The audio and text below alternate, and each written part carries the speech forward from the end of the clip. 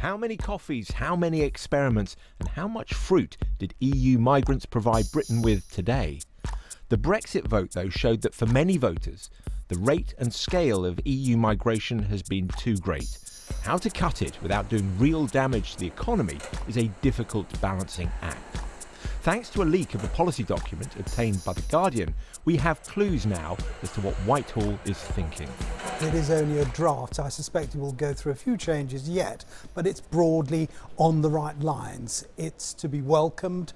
If implemented as proposed, then we see a considerable, significant reduction in the sort of numbers coming from the EU, which is what people broadly voted for a year and a bit ago.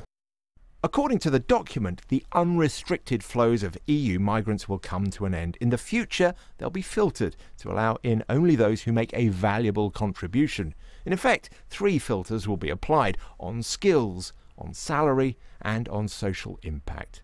To be considered valuable to the country as a whole, says the leak, immigration should benefit not just the migrants themselves, but also make existing residents better off. Prime Minister, is your immigration policy going to hurt the economy? The government says it won't comment on the substance of the leak. We are told this is an old draft. But on the principles, Theresa May was very clear in the comments today. Post-Brexit, much will have to change. We continue to believe as a government that it's important to have net migration at sustainable levels. We believe that to be the tens of thousands, because of the impact particularly it has on people at the lower end of the income scale in depressing their wages. However, some economists say there's little evidence that EU migrants suppress wages. Britain needs overseas workers, they say, because unemployment is low and there's no obvious alternative to those EU workers. Employers that we've spoken to have talked about targeting ex-offenders, women going back to the labour market after a period out of work.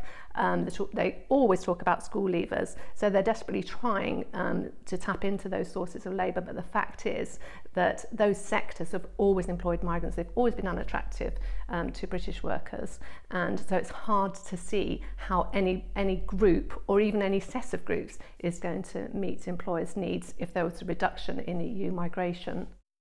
Workers would, according to the document, be treated differently based on their level of skill. Higher skilled workers will have the chance to come to the UK for 3 to 5 years, whilst lower skilled workers will just have 2 years residency, and rights to bring family members could be restricted. Employers who still have to recruit low skilled workers from abroad might have to pay a skills tax to help train UK workers. The implication then is that employers might have to just pay a bit more to attract UK workers. None of our research suggests that the reason we can't get workers is because of pay. There are cultural issues why UK workers don't want to do some of these jobs, and sure, we can work on that. And there might be scope in the future for looking at automation and technology as an answer to replacing some of these jobs. But the facts on the ground are that overseas workers, currently primarily from the EU, make up a lot of these jobs, and agriculture and horticulture really relies on them at the moment.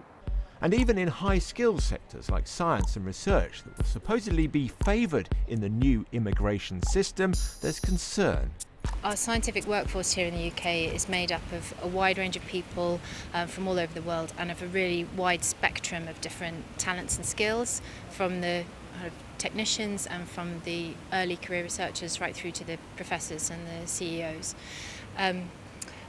The risk of putting salary and other criteria like qualifications on a migration system is that you may inadvertently cut out access to the UK from some of those people.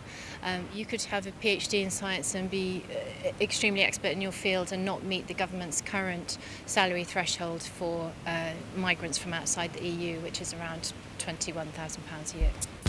Immigration is where 2 Brexit realities collide, one economic, one political. Picking its way through this is one of the most significant challenges the government faces.